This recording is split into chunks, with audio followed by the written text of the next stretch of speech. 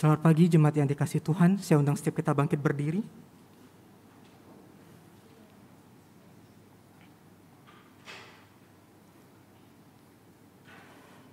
Kita akan segera memulai ibadah kita pada pagi hari ini. Mari kita mempersiapkan hati kita dengan mengambil waktu teduh di hadapan Tuhan sejenak.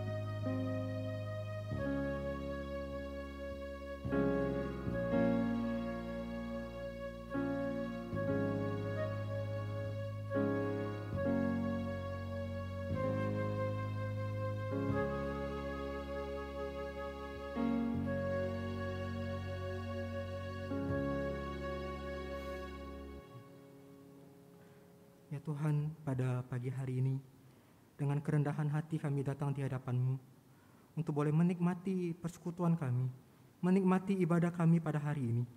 Tuhan sertai kami, Tuhan tilik hati setiap kami, supaya kami siap untuk datang di hadapan Tuhan, memuji Tuhan, mendengarkan kebenaran firman Tuhan pada pagi hari ini.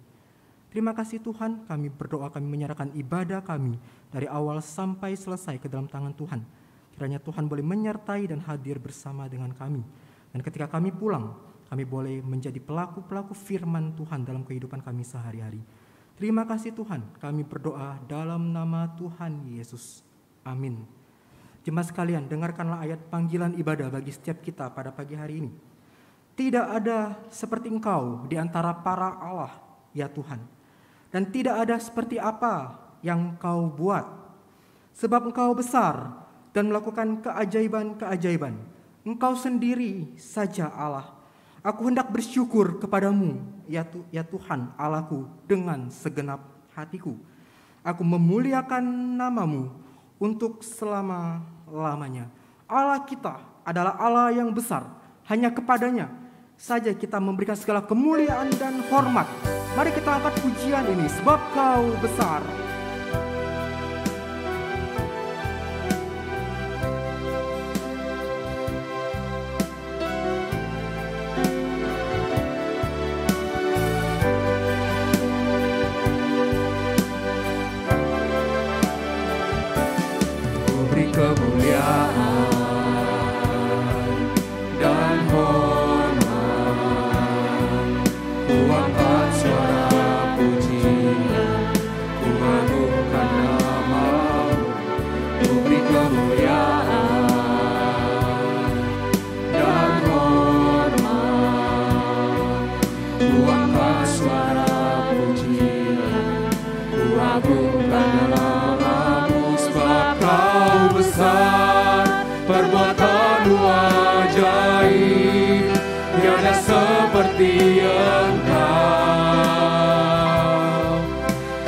Seperti Engkau, sebab Kau besar, perbuatanmu ajaib.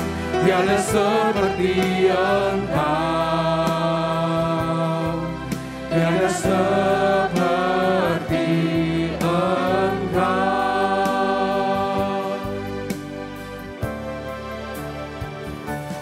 Ku beri kemuliaan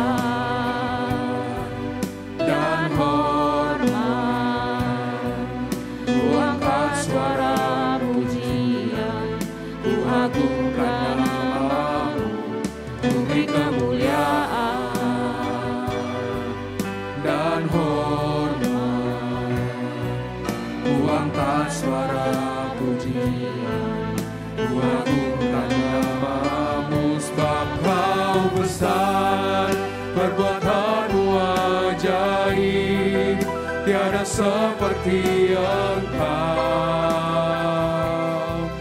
tiada seperti Engkau, sebab Kau besar, perbuatanmu ajaib. Tiada seperti Engkau, tiada seperti Engkau.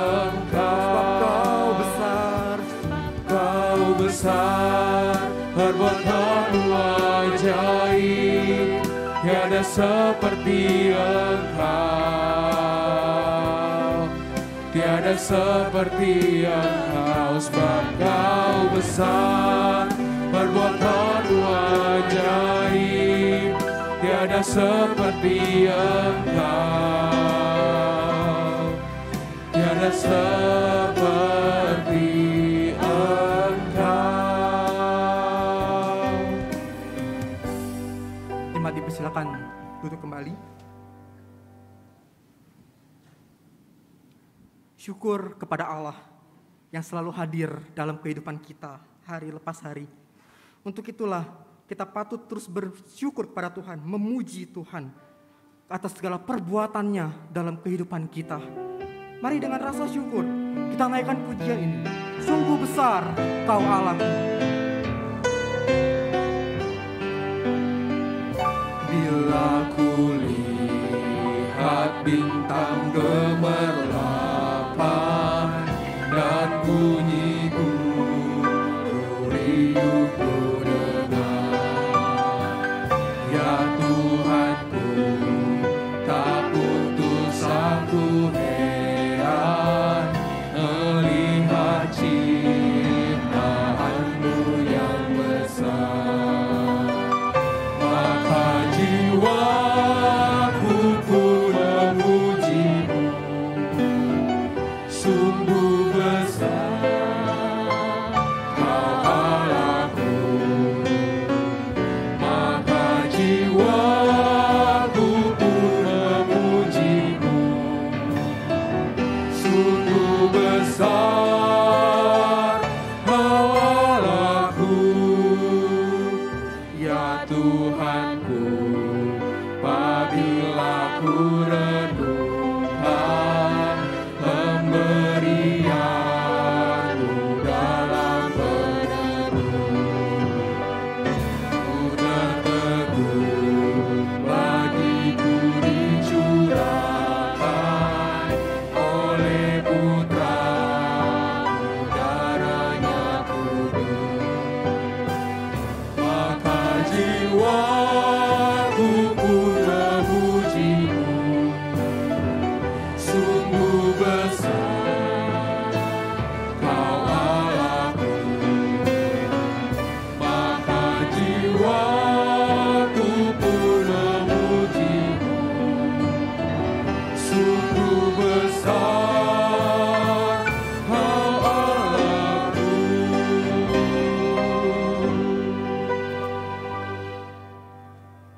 Jemaat sekalian, pada saat ini kita mempersiapkan diri kita untuk memasuki doa pengakuan dosa. Pagi ini Dia mengundang kau dan saya kembali datang di hadapannya, membawa setiap doa kita, setiap dosa-dosa pelanggaran kita di hadapannya.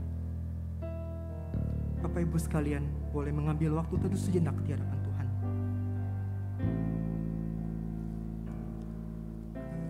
Kepala yang tertunduk,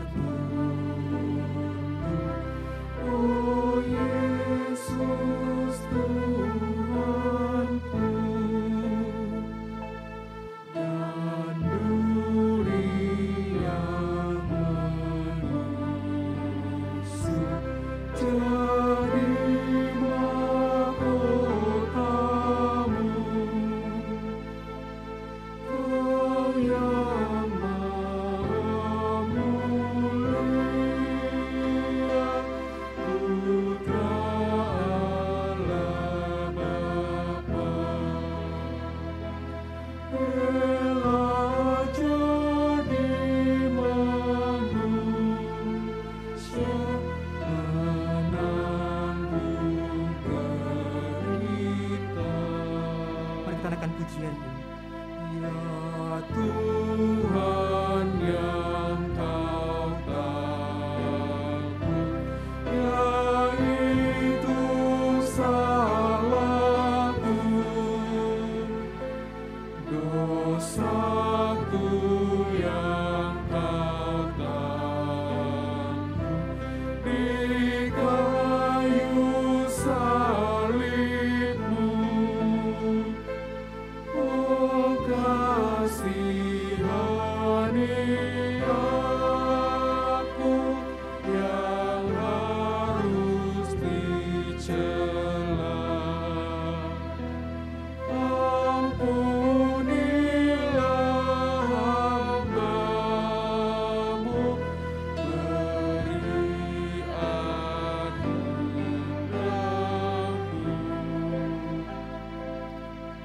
mari kita bangkit berdiri. Kita berdoa. Bapa, setiap kali kami datang pada hari ibadah, hari Sabat Tuhan, yang kami peringati juga sebagai hari kemenangan Tuhan, hari kebangkitan Tuhan, mengingatkan kami bahwa tanpa Engkau Bapa, kami akan binasa. Tanpa Engkau ya Tuhan, kami semua tidak ada artinya. Karena itu sebagai orang percaya yang telah diselamatkan karena anugerah Tuhan, kami mau menyadari siapa diri kami dan mengakui di hadapan Tuhan segala dosa kesalahan kami. Karena justru di hari peringatan kebangkitan Tuhan ini, kami menyadari Tuhan telah menanggung dosa-dosa kami. Murka Allah atas dosa manusia telah diemban, telah diterima oleh Yesus Kristus. Namun bersyukur dengan kebangkitan Tuhan menyatakan kemenangan atas dosa, atas kematian, atas kuasa si jahat. Dan biarlah ya Bapa, kami mengaku dengan jujur di hadapan Tuhan segala dosa kesalahan kami, serta berikan kepada kami tekad untuk hidup berkemenangan di dalam Tuhan. Terima kasih ya Bapa, sucikan kami, layakkan kami Bapa dalam ibadah ini, sehingga kami semua akan diberkati, akan dipenuhi dengan sukacita surgawi, dan dipenuhi dengan hati, dipenuhi oleh hati yang sukacita mengikut Tuhan, karena Tuhan selalu menyertai kami. Dalam nama Tuhan Yesus Kristus kami berdoa. Amin. Dengarkanlah ayat pengampunan dosa kepada kita semua. Pada Tuhan Allah kami ada kesayangan dan keampunan, walaupun kami telah memberontak terhadap Dia. Amin.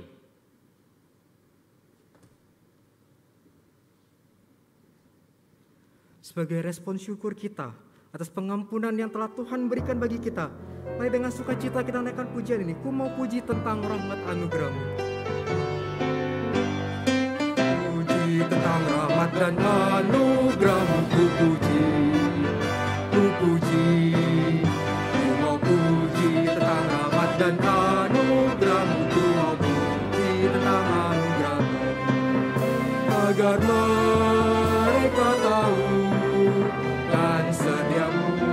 kan setiamu, agar mereka tahu kan setiamu selama-lamanya. Ku mau puji tentang rahmat dan anugerah-Mu, ku puji, ku puji.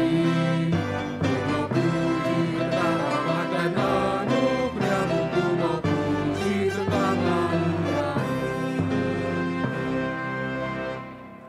Mari bersama dengan gereja Tuhan, umat Tuhan di sepanjang abad dan segala tempat, kita mengikrarkan pengakuan iman rasuli demikian. Aku percaya kepada Allah, Bapa yang Maha Kuasa, Khalik langit dan bumi, dan pada Yesus Kristus, anaknya yang tunggal Tuhan kita, yang dikandung dari Roh Kudus, lahir dari anak Maria, yang menderita sengsara di bawah pemerintahan Pontius Pilatus, disalibkan, mati dan dikuburkan, turun dalam kerajaan-Mu. Pada hari yang ketiga, bangkit pula dari antara orang mati, naik ke surga, duduk sebelah kanan Allah, Bapa yang Maha Kuasa, dan dari sana Ia akan datang untuk menghakimi orang yang hidup dan yang mati. Aku percaya kepada Roh Kudus, gereja yang kudus dan am, persekutuan orang kudus, pengampunan dosa, kebangkitan tubuh, dan hidup yang kekal. Amin. Jemaat dipersilakan duduk kembali.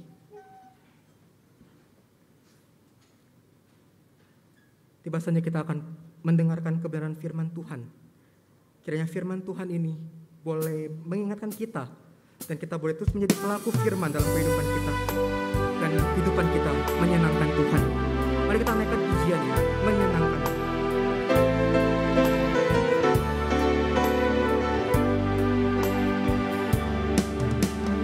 Tuhan, ku mau menyenangkan-Mu.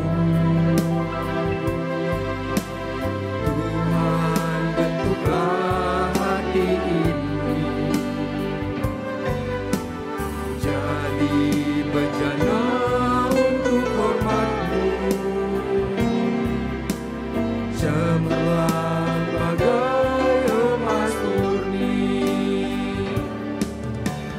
Tuhan, ku serahkan hatiku, semua ku berikan padamu. Kuduskan hingga tulus selalu, agar aku menyenangkanmu, menyenangkanmu, senangkanmu. Hanya itu kerinduanku,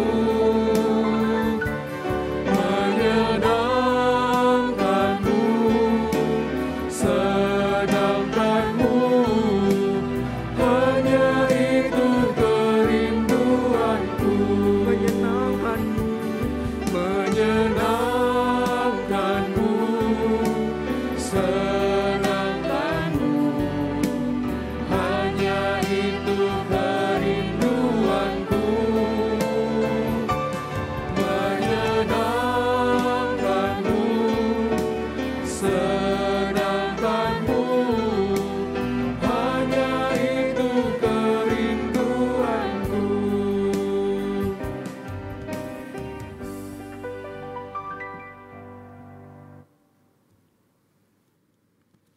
Mari kita berdoa. Kami bersyukur Bapa, kesempatan pada hari ini kembali lagi ibadah kami. Seluruh penyembahan kami biarlah Tuhan sedang melihat. Karena Tuhan melihat sampai kedalaman hati kami, pikiran kami. Bagaimana kami menundukkan diri kepada Tuhan. Bapa, Kau sertai supaya firman Tuhan yang juga akan kami dengar, kiranya Tuhan juga menolong supaya hati pikiran kami boleh dibukakan dan berikan kekuatan dalam roh kami, dalam jiwa kami untuk melaksanakan firman Tuhan sepenuhnya dalam kehidupan kami. Perjuangan-perjuangan yang harus kami lakukan, Tuhan tetap akan menolong dan menyertai. Terima kasih ya Bapa, pakai hamba-Mu untuk boleh menguraikan kebenaran firman-Mu dengan baik. Dalam nama Tuhan kami Yesus Kristus kami berdoa. Amin. Jemaat Tuhan, kita akan membaca bersama-sama Injil Lukas pasalnya yang kedua. Injil Lukas pasal yang kedua, ayatnya yang ke-40 dan ayat 52. Hanya 2 ayat yang akan kita baca dan kita akan renungkan bersama-sama. Lukas pasal 2 ayat 40, demikian firman Tuhan.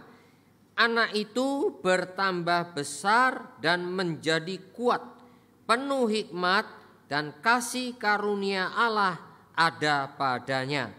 Ayat 52, dan Yesus makin bertambah besar dan bertambah hikmatnya dan besarnya dan makin dikasihi oleh Allah dan manusia. Demikian bacaan firman Tuhan, berbahagia kita yang membaca, merenungkan dan melaksanakan firman-Nya.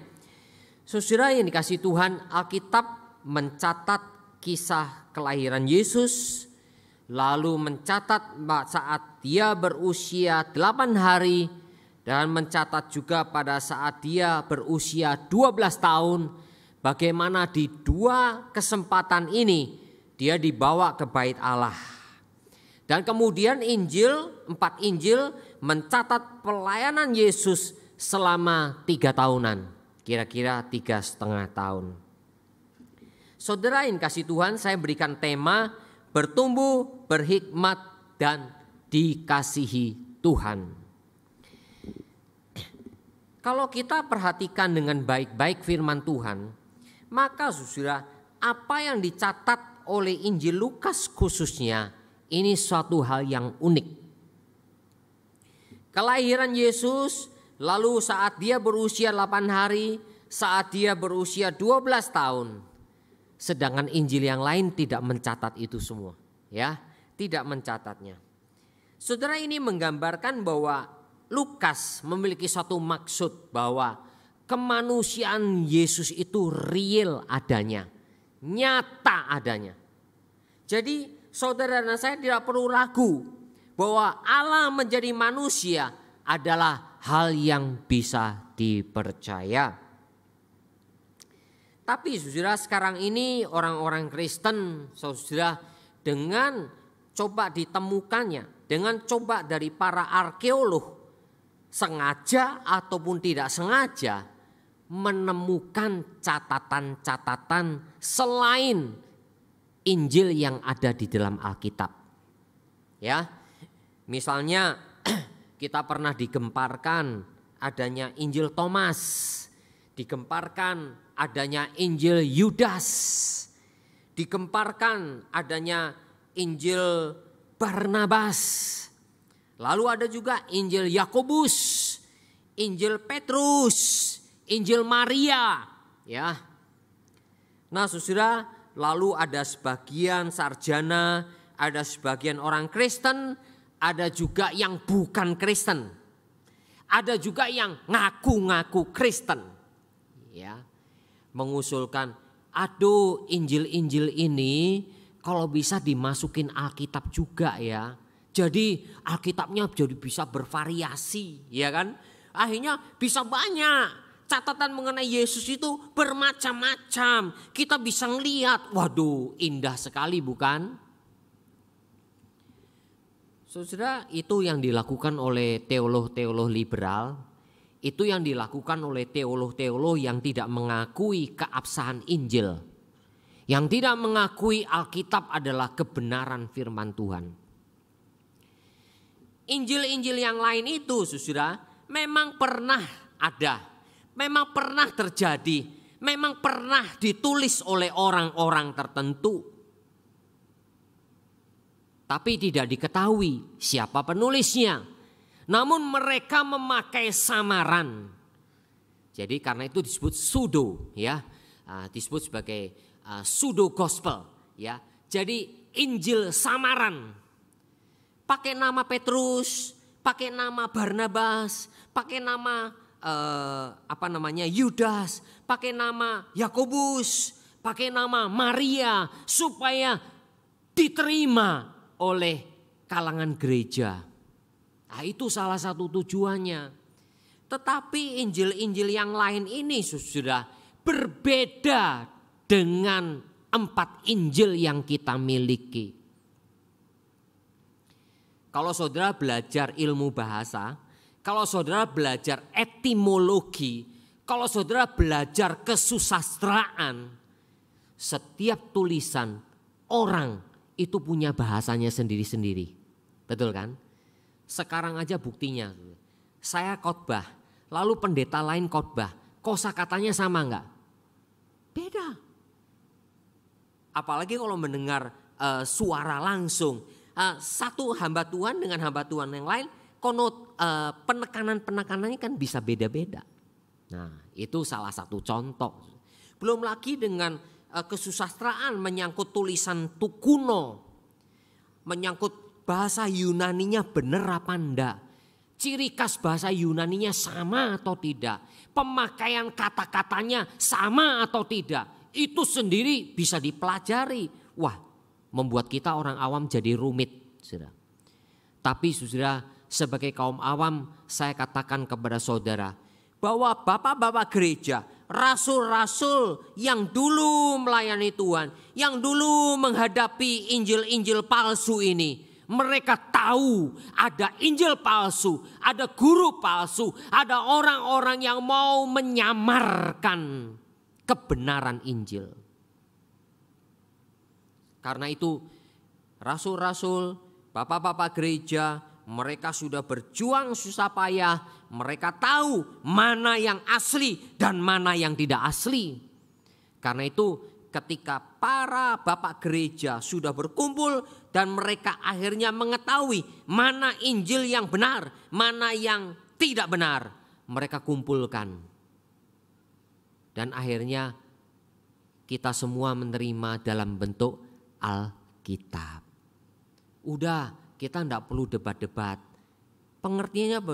Saudara, kalau mau didebatkan itu butuh studi yang rumitnya luar biasa. Saudara, Lukas mencatat bagaimana kemanusiaan Yesus dari kecil. Dengan apa? Normal semuanya. Ada Injil, saudara. Saya sebut ya Injil Thomas. Kalau nggak salah Injil Thomas itu mencatat Yesus waktu masih kecil. Kayak kita sudah main-mainan. Lalu dia buat burung-burungan. Karena keilahiannya burungnya ditiup. Lalu jadi burung beneran. Itu Injil Thomas. Apakah saudara mau? Saudara, Injil mencatat bahwa kemanusiaan Yesus itu real adanya. Nanti kita akan pelajari bersama-sama.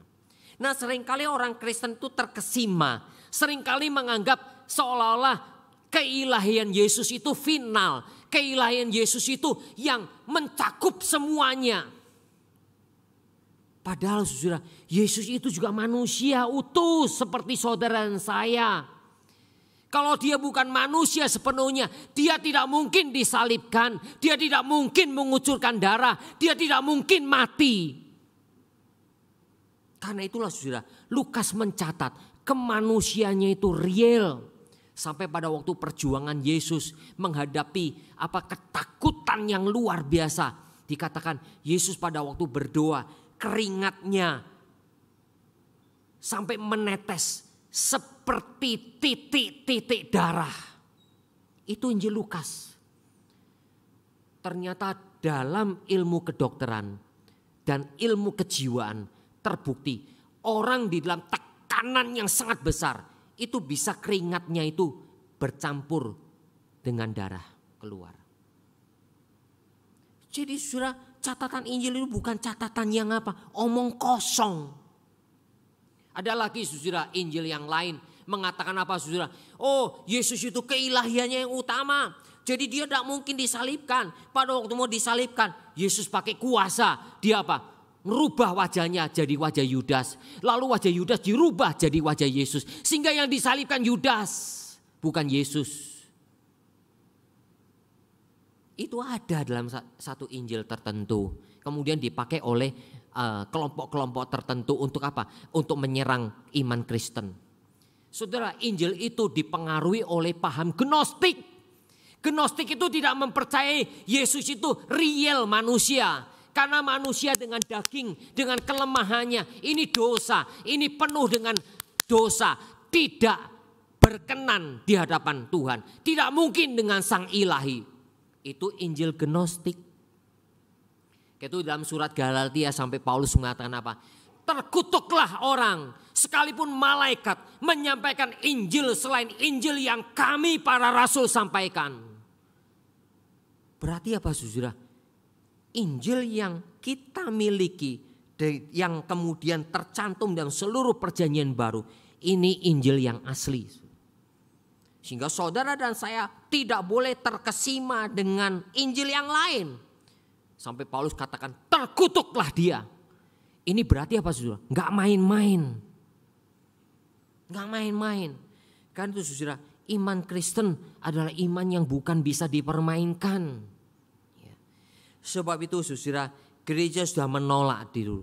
Paulus pun sudah menolak guru-guru palsu, orang-orang yang mencoba memalsukan mengenai Yesus. Gereja sudah mengerti itu. Sampai sekarang gereja pun harus meneruskan semangat yang sama ini. Saudara dan saya tidak boleh ditipu oleh Injil yang lain. Saudara, karena itulah sekalipun catatan Injil sedikit sekali mengenai masa kanak-kanak Yesus, tapi tetap kita bisa pelajari dengan baik.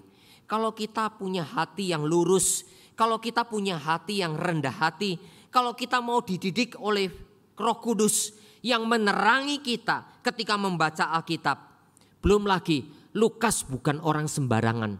Dia itu seorang dokter, dia itu seorang tabib, dia orang yang berpendidikan. Bahkan di dalam catatan Injil Lukas ataupun juga di dalam catatan Kisah Para Rasul, pada kalimat pendahuluannya dia ngomong saudara? Aku sudah menyelidiki semuanya ini. Berarti Lukas mendapat info, mendapat kabar. Semuanya dia saring, dia kumpulkan. Tapi dia saring mana yang benar, mana yang tidak benar. Apalagi dia juga bersama dengan Rasul Paulus. Sehingga saudara, saya percaya catatan Alkitab bisa diterima dan benar adanya. Tidak perlu saudara dan saya ragukan lagi. Dan ciri-ciri dari 4 Injil itu punya ciri yang khusus. Dan keempat-empatnya walaupun tidak pernah duduk bersama, rembukan bersama, tidak pernah. Tapi di dalam pimpinan Roh Kudus mereka bisa menuliskan tentang Yesus dengan ciri yang sama. Sedangkan Injil yang lain Yesusnya berbeda. Itu jelas. Jadi saudara, kita semua tidak perlu lagi ragu dengan 4 Injil. Gak usah lah ngomong, variasi. Jangan gini terus, bosen. Kalau ada variasi kan enak. Nanti suruh, Yesus bisa bikin burung-burungan lalu menjadi burung sungguhan. Nanti sudah kelahiran Yesus, ini misalnya ya. Nanti tiba-tiba ada satu tulisan lagi, Yesus bukan dibawa lari oleh orang tuanya ke Mesir. Dia lari sendiri ke Mesir pada waktu bayi. Lebih takjub lagi kan dengan keilahian Yesus nanti. Tidak perlu. Karena apa? Yesus sepenuhnya secara fisik ya betul-betul menjadi bayi. Di sekolah minggu banyak anak-anak kecil, bahkan di sini ada bayi itu. Ya seperti itu. Yesus seperti itu, menjadi manusia. Nah, yang kita perlu pelajari bersama-sama apa yang dikatakan di 2 ayat Alkitab ini unik sekali. Dia bertambah besar dan menjadi kuat, penuh hikmat. Yesus makin bertambah besar dan bertambah hikmatnya dan besarnya. Saudara, menarik sekali bahwa ternyata Lukas mengatakan bahwa Yesus pada waktu itu memiliki pertumbuhan fisik dan mental yang baik. Memang saudara, kita sadar Yesus dilahirkan dan dibesarkan di keluarga yang kurang mampu. Saya sebut kurang mampu. Oleh karena apa? Alkitab mencatat di pasal yang kedua ayatnya yang ke berapa itu? 24. Yusuf dan Maria pada waktu membawa bayi Yesus ke bait Allah untuk disunat pada hari ke-8. Itu sesuai hukum Taurat. Mereka hanya bisa membawa 2 ekor burung tekukur atau anak merpati. Saudara, dalam hukum Taurat, orang yang kurang mampu hanya mempersembahkan burung. Kalau mampu, lebih mampu domba. Kalau lebih mampu lagi adalah apa? Lembu sapi. Lebih gede lagi. Jadi jelas Yesus dilahirkan, dibesarkan di keluarga yang kurang mampu. Tapi saudara, walaupun keluarga yang kurang mampu, bukan berarti keadaan fisik dan mentalnya terpengaruh menjadi tidak mampu.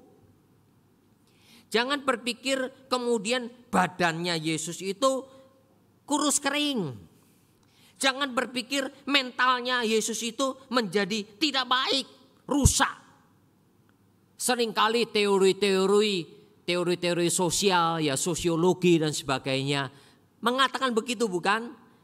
Kalau orang di lingkungan miskin itu biasanya jelek, fisiknya jelek, kemudian mentalnya jelek, biasanya tingkah lakunya juga jelek.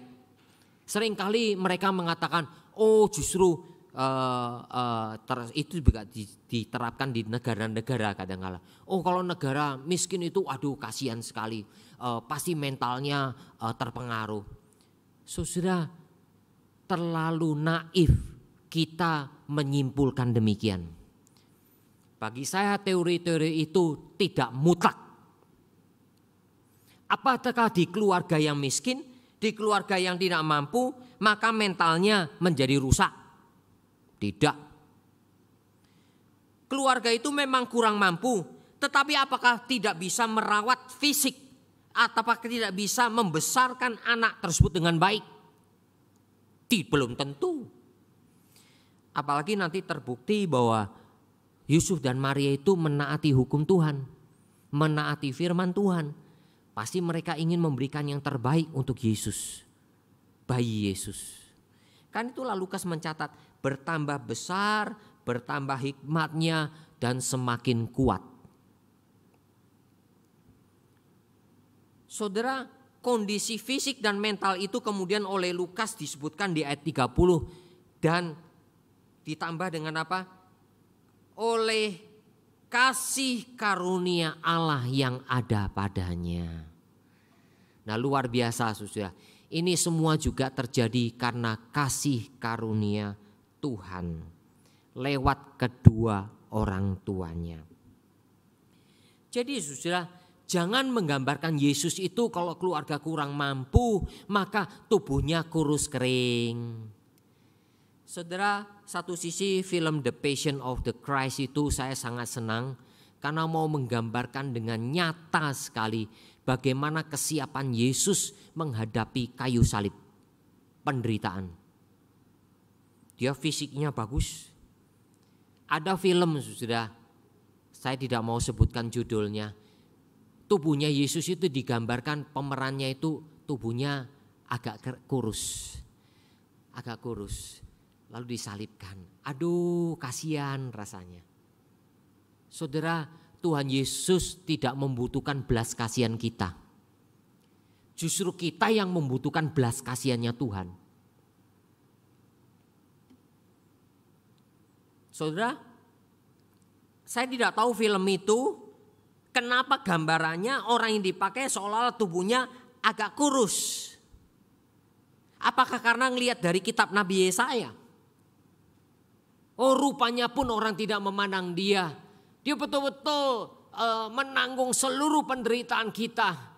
Orang-orang memalingkan mukanya terhadap dia. Rupanya pun tidak dilihat oleh orang.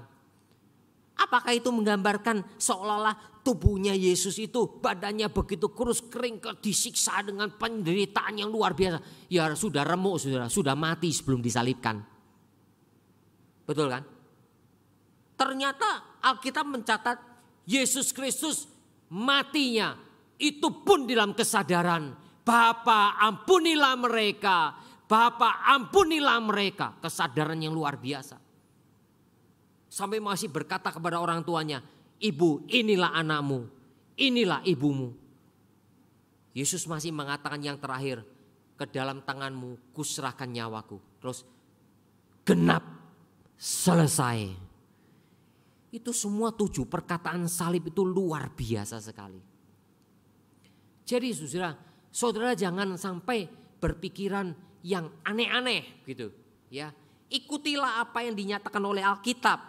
Karena Alkitab mau menggambarkan kalau kitab suci adalah dari Tuhan, pasti semua yang dituliskannya itu adalah benar dan jujur adanya. Saudara, kita patut bersyukur kepada Tuhan. Karena itulah Lukas mencatat, dia makin bertambah besar, makin bertambah-tambah hikmatnya oleh kasih karunia Allah. Yesus walaupun di keluarga kurang mampu, bukan berarti Yesus punya mental orang kurang mampu. Saudara, bagi saya kata-kata tadi yang saya lontarkan pun sebetulnya enggak baik. Bukan berarti orang kurang mampu itu mentalnya enggak baik, bukan. Saudara berpikir orang kaya mentalnya juga baik semua? Enggak. Ada orang kaya, ada konglomerat yang mentalnya juga brengsek. Yang memanipulasi saham, saya tadi pagi kemarin saya baru membaca, ada konglomerat tertentu memanipulasi saham, itu terjadi di luar negeri. Apakah orang kaya mentalnya baik? Tidak. Alkitab menyatakan semua orang berdosa, sehingga menunjukkan tidak kaya, tidak miskin, orang berdosa. Semuanya orang berdosa. Orang berdosa punya potensi yang besar melakukan dosa. Tidak tergantung dari kaya miskinnya. Ada orang miskin, ada orang kurang mampu, tapi dia punya etika yang baik. Karena apa? Dididik oleh orang tuanya dengan baik. Sehingga dia tetap punya mental yang baik. Ada. Jadi kita jangan meremehkan orang dari status sosial. Tidak boleh. Ya, kita harus melihat pada integritasnya nanti. Jadi saudara yang dikasih oleh Tuhan, kita bersyukur. Kata Tuhan Yesus Kristus dari kecil dibawa ke bait Allah, umur 12 tahun dibawa lagi ke bait Allah. Untuk apa? Di situ menunjukkan bahwa orang tuanya mengikuti hukum-hukum Tuhan. Mereka berusaha berjuang supaya anak ini dididik dengan baik. Sehingga mentalnya mental yang baik. Saudara, kalau hanya memikirkan keilahian Yesus, tidak perlu didikan orang tua dong, betul kan? Tapi ternyata Alkitab tidak, saudara. Ini menunjukkan bahwa Yesus itu manusia 100% sama seperti kita. Dan dia dididik oleh orang tuanya, dia dibesarkan. Orang tuanya ngomong, aduh anakku, kami cari-cari sudah setengah mati, kok ternyata kamu kok nggak ikut kami. Ya, itu pakai bahasa saya ya. Saudara baca Injil Lukas pasal 2 tadi. Nyusahin kami saja. Lalu Yesus ngomong satu kata. Tidaklah kamu tahu, aku harus ada di rumah Bapakku. Tapi setelah itu apa? Yesus ngomong, aku enggak mau ikut kalian lagi, aku sudah gede. Apakah begitu? Enggak. Dia punya sopan santun. Dia punya mental yang baik. Saudara, itu saya heran ya. Kalau ada ngomong diri orang Kristen atau apalagi hamba Tuhan juga ya. Orang Kristen sudah ikut Tuhan, sudah lahir baru. Tapi kata-katanya masih kasar sekali. Suka menghina orang. Itu saya heran sekali. Itu mental apa saudara? Padahal Tuhan katakan jangan menghakimi. Jadi saudara, mari kita betul-betul perhatikan dengan baik. Tuhan kita telah memberikan teladan yang luar biasa. Suatu hari saudara ada sepasang keluarga ingin berlibur meninggalkan rumahnya yang dia sudah bentuk dengan baik, rawat dengan baik, halamannya dipenuhi dengan tanaman-tanaman. Untuk berlibur saudara, dia memanggil temannya yang bisa dipercaya, temannya untuk menjaga rumahnya, juga membersihkan rumahnya dan merawat taman di rumahnya. Tapi saudara, karena temannya itu hanya melakukan kewajiban, menyirami tiap hari pagi dan sore. Mereka punya tanaman mawar saudara, ya, sekelompok bunga mawar yang sangat mereka senangi. Biar dirawat dengan baik. Temannya coba rawat. Sirami setiap hari. Wah, dipikir, kelihatan bertumbuh ya, senang, makin banyak ini nantinya, lebat. Ternyata saudara, ilalang yang tumbuh, semaduri yang tumbuh di sekitar bunga mawar tersebut. Ketika pemiliknya pulang kaget, loh kok mawarnya nggak nampak? Bunga mawarnya tidak tumbuh, tidak nampak, ketutup semua dengan semaduri. Ternyata temannya tidak tahu bahwa itu semua adalah semaduri ilalang yang telah menutup tanaman bunga mawar mereka. Dari sini saudara, kita bisa belajar satu hal. Kebiasaan-kebiasaan dalam hidup kita yang mungkin hanya sekali-sekali kita lakukan. Tapi walaupun sekali, tapi kita tidak berjuang untuk mengkatnya, untuk memotongnya. Maka kebiasaan itu akan menjadi sifat. Berulang-ulang dan akhirnya akan menjadi sifat dan menjadi karakter di dalam diri kita. Seperti perkataan dari seorang psikolog bernama William James. Dengan membiarkan tindakan-tindakan tertentu secara berulang-ulang sampai menjadi kebiasaan, maka itu akan menjadi nasib kita yang tidak bisa diubah lagi. Bahkan Samuel Johnson mengatakan, rantai kebiasaan yang umumnya terlalu kecil untuk dirasakan, sampai akhirnya menjadi terlalu kuat untuk dipatahkan. Paulus mengatakan dalam surat Korintus, pergaulan yang buruk merusak kebiasaan yang baik. Kayak itu saudara, apa yang menjadi kebiasaan buruk kita? Sering mengucapkan kata kotor, sering memarah-marahi orang tanpa sebab, atau sering memarah-marahi orang karena ego kita dan merasa kita yang paling benar. Terus menerus kita lakukan. Akhirnya menjadi apa? Karakter diri kita. Tidak bisa diubah lagi. Saudara, mari kita belajar. Tuhan Yesus pada waktu menjadi manusia, pada waktu dia bayi, pada waktu dia usia remaja 12 tahun, menginjak remaja, dia belajar taat. Dia belajar taat. Alkitab mengatakan dia belajar taat, bahkan taat sampai mati di atas kayu salib. Yesus juga punya tanda petik ego, saudara, karena dia juga adalah pribadi, bukan? Tapi dia bukan egoisme. Saudara dan saya semua punya ego, tapi kita jangan egoisme.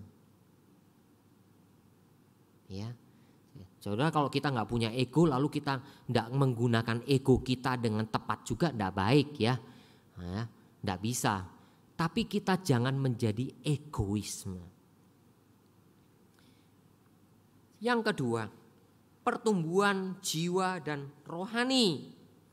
Saudara, kedua orang tua Yesus ternyata mempersiapkan Tuhan dengan baik lewat anugerahnya, membimbing anak tersebut dalam ketaatan Taurat. Saudara, 8 hari pergi ke bait Allah, disunatkan, lalu orang tuanya mempersembahkan 2 ekor burung merpati, 2 ekor tekukur. Semuanya menandakan ketaatan kepada Taurat. Lalu umur 12 tahun dibawa ke bait Allah menjadi bar mitzvah, menjadi anak Taurat.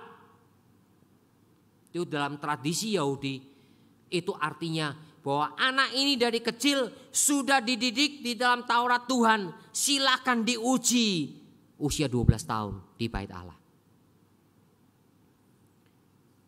Wah, saudara, kalau melihat itu, saudara dan saya mau dibaptis, diuji pengetahuan Alkitabnya, mundur semua. Itu kami yang mau jadi hamba Tuhan di seminari Alkitab, urut-urutan Alkitab dari Kejadian sampai Wahyu itu juga pernah ditanya sama dosen untuk ditulis. Kadang-kadang kita nggak bisa urut kan, perjanjian baru pun bisa nggak urut kita, betul kan? Lompat-lompat, ini harus tepat semuanya. Apalagi perjanjian lama lebih susah lagi, apalagi nabi, kitab para nabi lebih susah lagi. Anak Taurat, ini nggak gampang.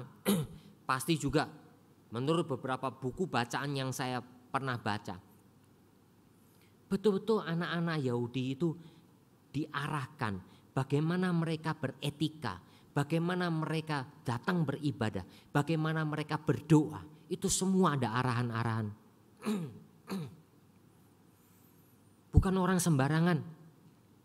Jadi Yesus bukan tanda petik seolah-olah besok bebas-bebasnya. Tidak, saudara.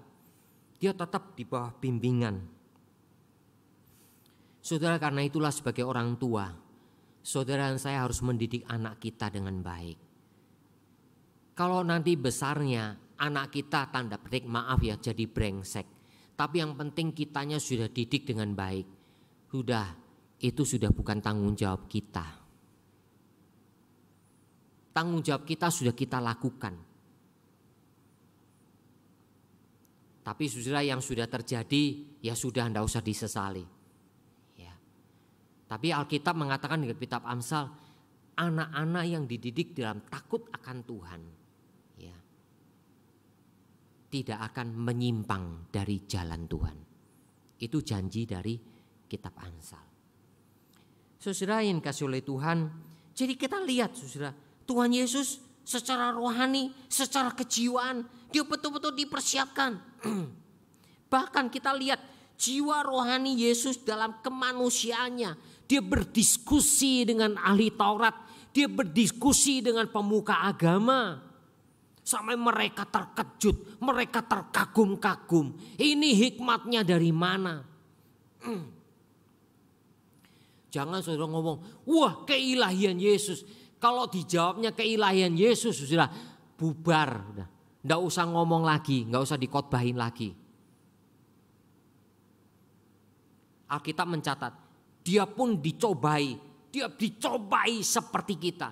Dan dia menang atas pencobaan. Nanti kita akan khotbahkan itu. Di tahun ini ada khotbahkan tentang itu. Bagaimana pergumulan Yesus.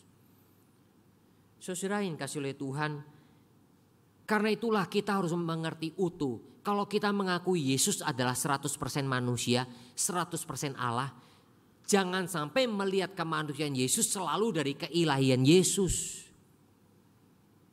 Jadi pada waktu dia mengatakan kepada orang tuanya, tidakkah kalian tahu aku harus ada di rumah Bapakku? Di sini saudara seolah-olah muncul, seolah dinyatakan oleh penulis Injil Lukas. Disitulah kesadaran Yesus secara manusiawi bahwa dia harus menjalankan kehendak Bapaknya di surga. Saudara ini kasih oleh Tuhan, kita bersyukur kepada Tuhan. Karena itulah kejiwaan dan kerohanian yang sehat itu ditunjukkan di dalam asuhan orang tuanya. Yesus tidak sembarangan. Karena mentang-mentang sudah mengatakan, sudah enggak usah lagi lah, aku sudah ditinggal di bait Allah saja. Enggak. Saudara, kalau saudara membaca Injil dengan baik-baik, saya berikan contoh. Injil Yohanes pasal 7 nanti saudara baca di rumah. Saudara-saudara Yesus, ya sebetulnya adik-adik Tuhan Yesus ya, tidak percaya kepadanya. Lalu mereka mengatakan, kalau kamu mau terkenal, jangan di sini, jangan di kota kecil, jangan di Nazaret, pergi sana ke Yerusalem. Kalau mau terkenal, kalau mau diakui banyak orang, pergi ke kota besar, pergi ke pusat ibadah, pergi ke bait Allah, Yerusalem. Itu ada tercantum di Injil Yohanes pasal 7. Bukankah bukankah Tuhan Yesus membuat mujizat di perkawinan di Kana? Dari air menjadi anggur, mereka terkejut sekali. Disitulah berita mengenai mujizatnya mulai dikenal, mulai menyebar kemana-mana. Tapi Yesus bukannya apa? Punya kuasa mujizat. Sini datang, ini aku mau buat mujizat. Yesus bukan orang yang begitu. Beda dengan orang-orang yang ngaku katanya punya kuasa mujizat, bikin kebaktian, ternyata ada yang gak bisa mujizat. Itu cuma ngaku-ngaku tok. Jadi kalau saudara melihat mentalitasnya itu beda. Mentalitas yang dari Tuhan betul-betul ada kuasa. Dengan orang yang ngaku-ngakunya punya kuasa, itu beda mentalitasnya. Karena itu saudara jangan mudah dibohongin. Pakai alasan, kuasa Tuhan. Belum tentu itu. Saya bukan tidak mengakui Tuhan punya kuasa membuat mujizat. Saya sangat percaya 100% bahkan 1000%. Tapi orang-orang yang mengaku-ngaku punya kuasa itu saya tidak percaya 100%. Karena mentalitasnya beda. Beda dengan Tuhan Yesus. Malahan saudara-saudaranya yang tidak percaya ngojok-ngojok. Ayo tunjukin dirimu dong. Yesus tidak mau. Dari situ lalu keterlaluan gak percaya lu ya. Gua kasih tahu mujizat-mujizat. Yesus bukan orang yang mudah jatuh dalam pencobaan. Disentil sedikit emosinya, langsung dia tunjukin kehebatannya. Enggak. Tuhan Yesus bukan orang yang begitu. Dia rendah hati, selalu mencari pimpinan Tuhan. Di mana waktunya yang Tuhan yang tepat, itu yang dia kerjakan. Itu Alkitab selalu mengatakan, Injil Yohanes ya, karena belum saatnya. Itu selalu disebutkan. Ibu, waktuku belum tiba. Sampai dia ngomong begitu. Jadi saudaraku yang kasih oleh Tuhan, inilah yang namanya jiwa dan rohani yang sesuai dengan kehendak Tuhan.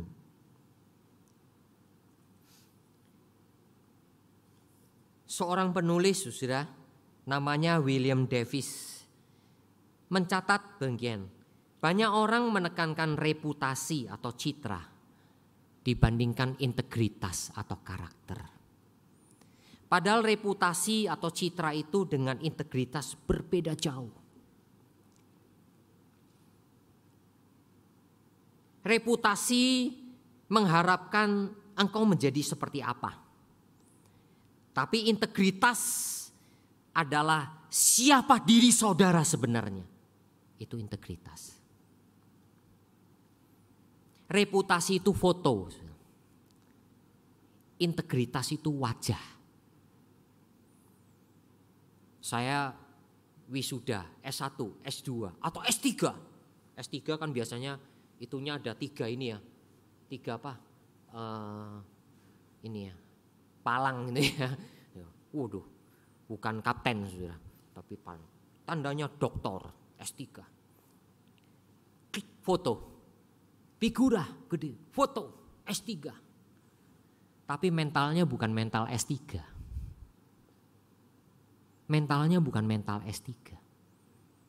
Ternyata isinya bukan isi S3, S-teler. Saudara hanya ingin reputasi, bahkan saudara, orang bisa dengan uang dapat S3. Bisa. Dan kalau ada universitas yang bergengsi memberikannya, itu universitasnya yang parah itu. Ya. Saudara mau apa? Reputasi itu datang dari luar. Tapi integritas karakter itu tumbuh dari dalam.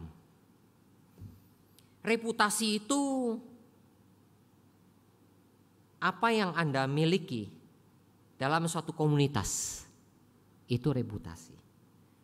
Tapi karakter adalah apa yang kita miliki ketika kita pergi kemanapun. Itu integritas. Reputasi terbentuk hanya sesaat. Integritas karakter dibangun seumur hidup kita.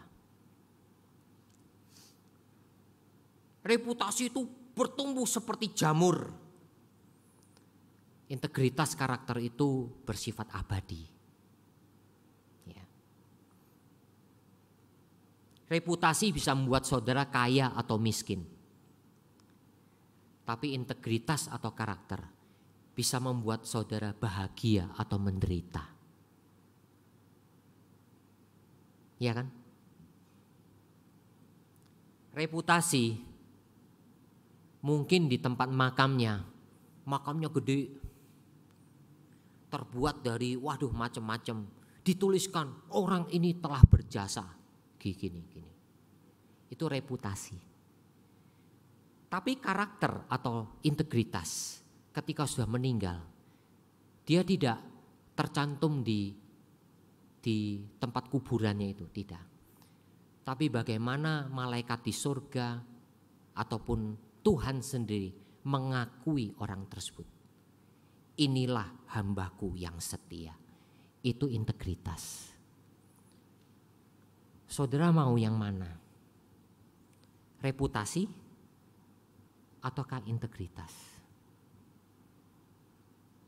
Yesus Kristus dalam hidupnya, dia membangun integritas. Bukan karena sekedar kealahannya, tapi juga kemanusiaannya. Sehingga saudara dan saya bisa mengikuti teladan Yesus. Ya, walaupun saya sadar tidak ada di antara kita yang sempurna. Kita jatuh bangun, saya pun jatuh bangun.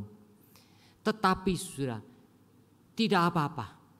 Yang penting ketika kita terjatuh, Tuhan yang membangunkan kita. Tuhan yang memberikan kekuatan kepada kita untuk bangun. Dan ketika kita mau jatuh, Tuhan kuatkan kita. Kita ikuti bentukan tangan Tuhan. Supaya kita punya integritas dan karakter di hadapan Tuhan. Mari kita berdoa.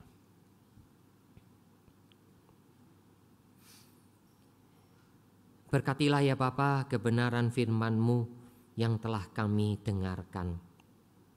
Yang telah disampaikan lewat mimbar ini.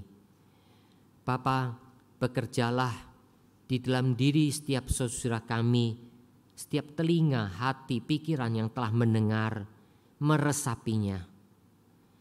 Kalaupun ada yang tersinggung, kalaupun ada yang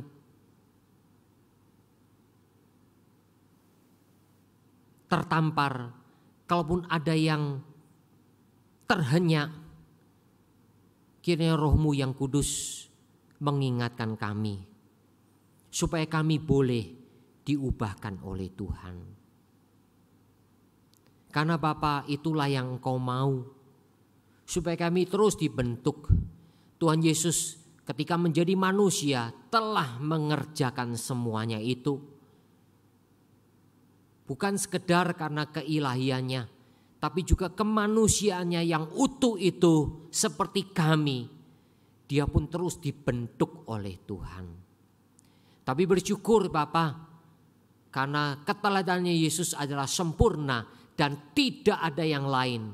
Sebab itu kami hanya mau mengikut Yesus, satu-satunya teladan kami yang sempurna. Terima kasih ya Bapa, berkatilah kebenaran firman-Mu ini. Di dalam nama Tuhan Yesus Kristus kami berdoa. Amin.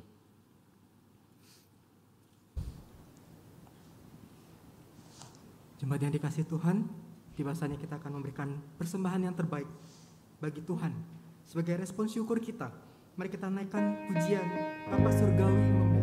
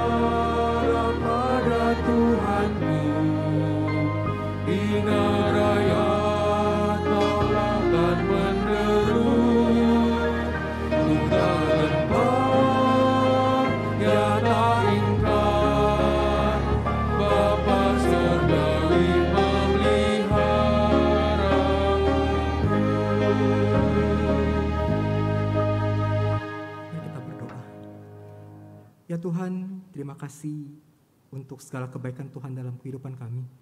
Seperti pujian ini, Engkau terus memelihara kehidupan kami hari demi hari.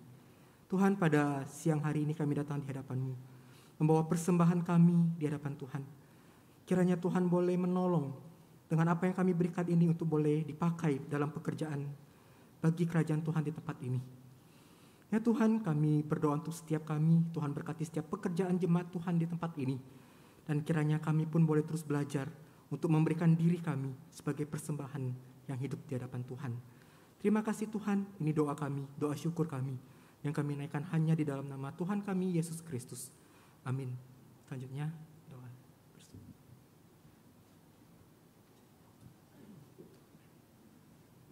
Saudara, kita akan berdoa untuk konten kreator Indonesia.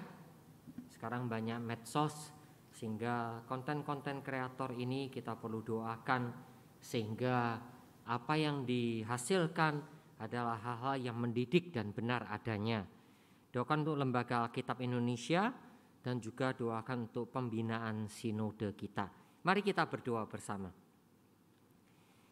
Bapa, kami mau berdoa untuk konten kreator Indonesia, ya Tuhan.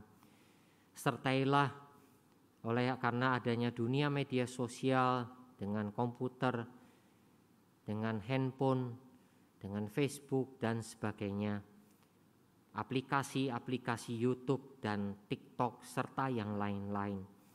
Tuhan, mari sertai konten kreator Indonesia untuk boleh ketika berkreasi, betul-betul kreasi yang mendidik, kreasi yang menekankan kebenaran, kreasi yang bukan sekedar mencari uang, mencari reputasi, tapi kreasi yang sungguh-sungguh berintegritas dan berkarakter.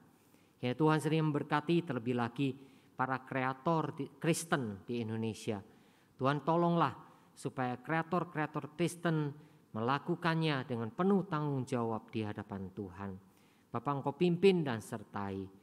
Berdoa untuk Lembaga Alkitab Indonesia dalam tugas pelayanannya menerjemahkan Alkitab bukan hanya dalam bahasa Indonesia, tapi juga dalam bahasa-bahasa daerah. Sertailah ya Bapa, khususnya hamba-hamba Tuhan yang melayani sebagai penerjemah, agar mereka melakukan penerjemahan Alkitab itu dengan sebaik-baiknya dan bertanggung jawab. Memberikan terjemahan yang sesuai dengan isi dan aslinya dari bahasa Yunani, bahasa Arami ataupun bahasa Ibrani.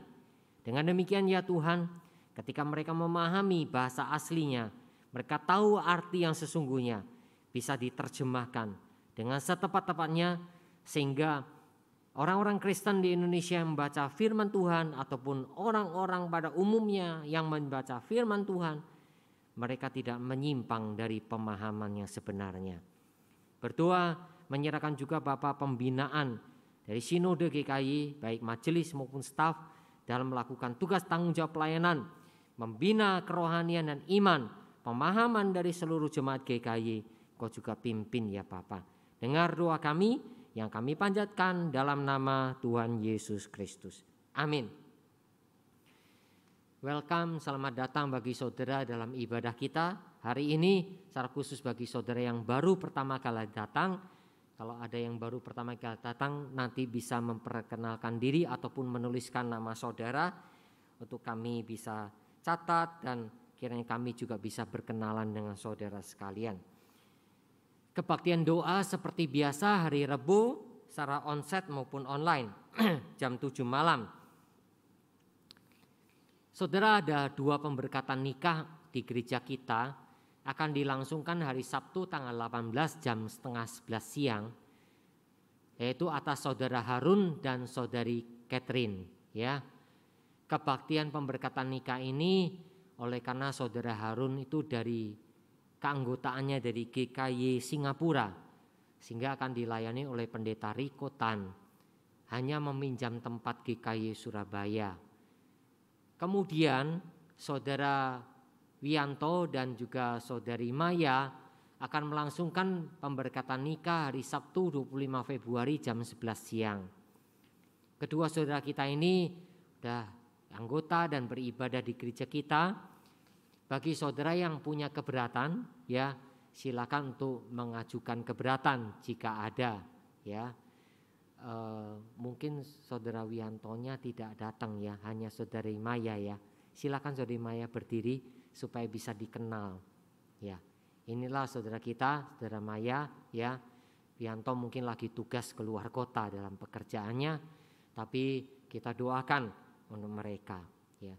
Yang terakhir, saudara, ada seminar atau ceramah mengenai divorce and remarriage ya, akan disampaikan oleh pendeta Yohanes Adri Hartopo 10 Februari jam 7 malam sampai jam 9 malam. Silakan mendaftar lewat link dari GKI Singapura ya. Ini diselenggarakan oleh GKI Singapura, tapi bagi saya ini tema yang bagus, tema yang memang bisa kontroversial ya. Bagaimanakah orang Kristen yang sudah atau orang yang sudah divorce ya, apakah diperbolehkan menikah lagi dengan orang lain ya, pasangan lain. Nah, ini akan dibahas dalam ceramah ini dan kita bersama-sama dilengkapi dengan pemahaman yang baik ya. Silakan saudara nanti bisa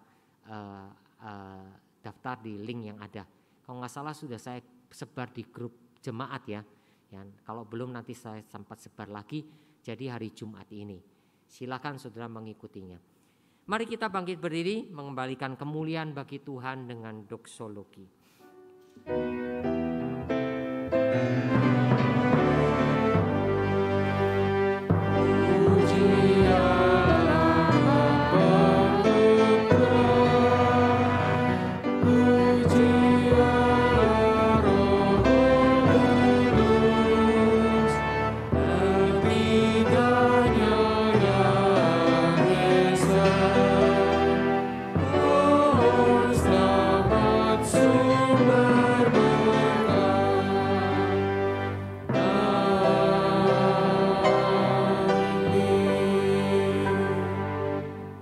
Jemaat yang dikasihi Tuhan, arahkanlah hidupmu kepadanya, terimalah berkat Tuhan.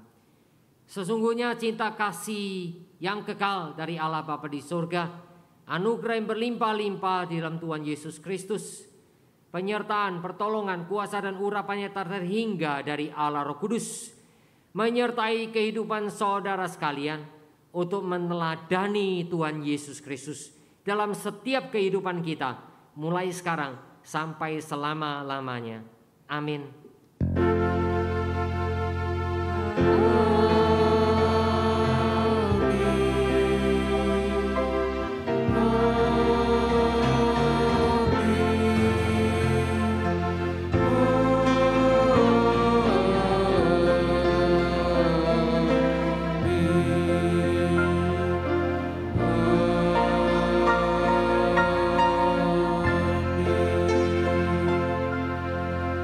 Dipersilakan untuk kembali. Ibadah selesai. Selamat hari Minggu. Tuhan Yesus memberkati.